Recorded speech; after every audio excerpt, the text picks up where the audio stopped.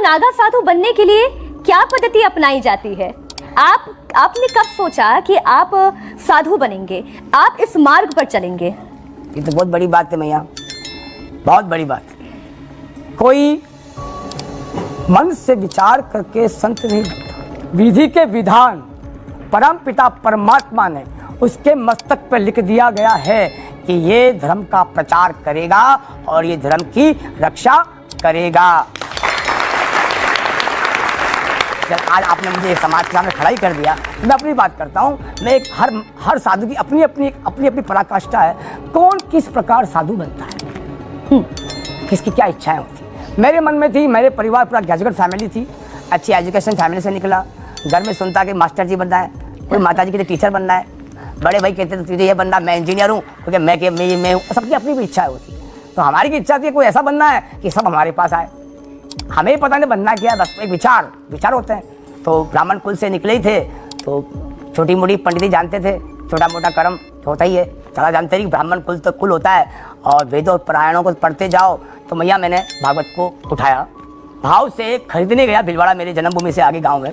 मैं अपनी बात करता हूँ, दूसरी क्या बात करनी है। तो उस भागवत को आगे एक शब्द लिखा ओम तत्सत, आपने अध्ययन किया होगा। तो बहुत मोटी मोटी किताब है, कब तक पढ़ेंगे इसको। तो मैंने उसको लास्ट में भी लिखा ओम तत्सत। मैंने उसको बंद किया, एक लाल वस्त्र में लपेटा और 2 अगरबत्ती लगी और भगवान क्षमा प्रार्थी हूँ मैं कि जब तूने सब कुछ लिख दिया ओम तत्सत, कि ये मेरे द्वारा बनाया गया वो चरित्र है जो मैं स्वयं इसमें विद्यमान हूँ और मेरे अनुसरण किए हुए वो कर्म है, वो स्वयं मैं भागवत हूँ। नहीं प्रभु, मेरी व्याख्या करने की औकात नहीं, ना मेरी इतनी औकात कि मैं ब्राह्मण पुत्र तेरे चीर हरण कर सकूं। एक एक पत्र को मैं देखूं कि हे प्रभु तूने क्या क्या लीला रचाई। प्रभु मैं तेरी इस व्याख्या को समझ सका हूं, इसीलिए उस किताब को रखी और आज तक मैया भागवत को नहीं उठाई कि उस कन्हैया ने सब कुछ समझाया। ओम तत्सत, ये सब मेरे द्वारा बनाए गए वो अनुसरण है और मेरे द्वारा किया हुआ वो कर्म है जो साक्षात मैं स्वयं विद्यमान हूँ।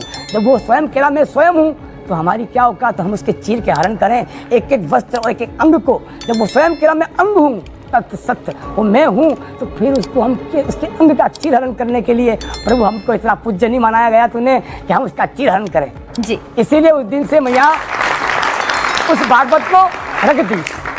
मन में विचार आया घर से बाहर कैसे निकले। तो उस टाइम बालाजी फिल्म इंडस्ट्री चलती थी, तो मैं को एक लेटर लिख दो यार, कुछ ना कुछ अपने भी यार। वो सुंदर लगती थी मैया। तो उसमें कहीं किसी ने कहा बाबा नंबर आ जाएगा। मैं वो नंबर कहाँ आते हैं कि बाबा जी बॉम्बे जाना पड़ता है। मैं उस समय नई बसें चलती थी, हम बॉम्बे गए। अब बॉम्बे भक्त तो गए, होता क्या फिर भी दुनिया, घर वाले परेशान, 12-13 साल का बच्चा क्या समझता है उस चीज़ को, क्या होता है संन्यास। और हम संन्यास भी जानते हैं संन्यास क्या होता है, इस भाव से निकले ही नहीं। वहाँ की गंदगी को देखकर बॉम्बे ने बना दिया, हीरो तो नहीं बनाया मगर बाबा जरूर बना दिया समय पर। अच्छा महाराज जी, आपने कहा कि नागा साधुओं का बड़ा कर्तव्य ही यह है कि सनातन की रक्षा करना, धर्म ध्वजा लहराती रहे, इसके लिए आप लोगों को संकल्प भी करना है और उस पर अडिग भी रहना है। नागा साधुओं को कब कब ऐसा मौका पड़ा, ऐसी जरूरत आन पड़ी कि धर्म के लिए, सनातन के लिए युद्ध करना पड़ा?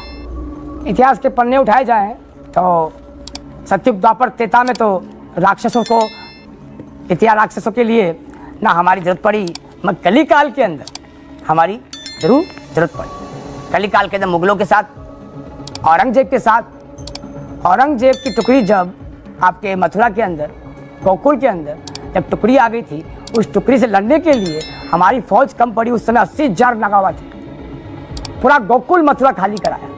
औरंगजेब जब लास्ट छोड़ने लगा तो उसने एक ही बात रखी कि मुझे इस हिंदुस्तान के अंदर कभी युद्ध लड़ना तो कोई नागावा उस फौज में नहीं होना चाहिए, बाकी मैं युद्ध लड़ सकता हूँ मगर हिंदुस्तान की फौज के अंदर नागावा नहीं होना चाहिए। उसको इतना खौफ था। आज ज़्यादा बात नहीं करते हम, सन 62 के अंदर चाइना तो युद्ध हुआ, वहाँ कौन थे लास्ट? उस समय नागावा ही गए थे। निजी पंचायती अखाड़े ने, पूरे हिंदुस्तान की जनता ने, उस समय पूरी इंडियन आर्मी का पैसा खत्म हो गया 62 के युद्ध में, आम समाज ने सहयोग दिया, अखाड़ों ने भी दिया। जब बलिदान की बात आई उस समय 62 के समय भी नागावा तैयार थे। और आज भी सनातन की बात आएगी, नागाओं ने बलिदान आज तक दिया, देते आए और हमेशा देंगे। जहाँ जहाँ हमारी जरूरत पड़ेगी हम तैयार हैं सनातन के लिए। सनातन के लिए तो है ही है, मगर इस समाज के लिए।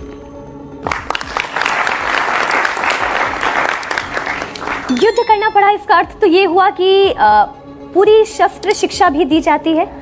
मैया रानी जब एक दिगंबर बनता है तो संन्यास लेता है, तो पहला फौज ही प्रथम फौजी है वो सनातन के लिए। आज़ाद हिंद फौज की स्थापना की सुभाष चंद्र बोस ने, उसने भी 12 साल हम दिगंबरों के साथ निकाला। हिंदुस्तान का इतिहास बताता नहीं है सच्चाई को, नाम किताबों के बच्चों को पता नहीं कि आज़ाद हिंद फौज के अंदर वो 44 फौजी कौन थे, वही महापुरुष दिगंबर, जो हमारे में दिगंबर बनाने से पहले एक महापुरुष परंपरा होती है, उसमें 12 साल उस साधु को रखा जाता है, उसको शिक्षा दी जाती है, एक ब्रह्मचारी बालक बनाकर वो पूर्ण रूप से सुचारू रूप से उस ब्रह्मचारी रूप में रहा है, तो उसको हम दिगंबर बनाते हैं। उस वही महापुरुषों ने अपना परिवार बलिदान दिया, अपनी बगबा छोड़ी और आदि खाकी पेंट करके आज़ाद हिंद फौज की स्थापना की। और सुभाष चंद्र बोस के पास आज़ाद नाम क्यों रखा? क्योंकि हमारी जाति का नाम होता व्यंगम। हाँ, नागा की जाति क्या होती है? व्यंगम। और व्यंगम का मतलब क्या होता है? आज़ाद। वो कहीं पर किसमें समा सकता, नागा हर जगह समा सकते। बालक तो बालक है ना, बालक को आप कहीं पर भी किसी में ले जाएं।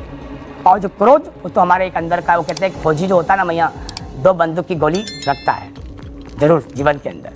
हमें परिस्थितियाँ ऐसी परेशान हो जाए, वैसे ही नागा साधु अपने क्रोध को बड़े अलग रखते हैं। वो क्रोध किस लिए काम आ सके, हम कभी सनातन और धर्म के हितार्थ वहाँ काम ले सकें, बाकी समाज ने हमारी व्याख्या उन प्रकार से कर सके कि नागा बाबा हैं, बीड़ी चिलम सिगरेट धूम्रपान करते हैं, धुने लगाते रहते हैं, इनकी तो ऐसी परिभाषा है, इनका कोई यही नहीं जीवन, मतलब वो व्याख्याएं और समाज ने हमको उस रूप में दिखा दी।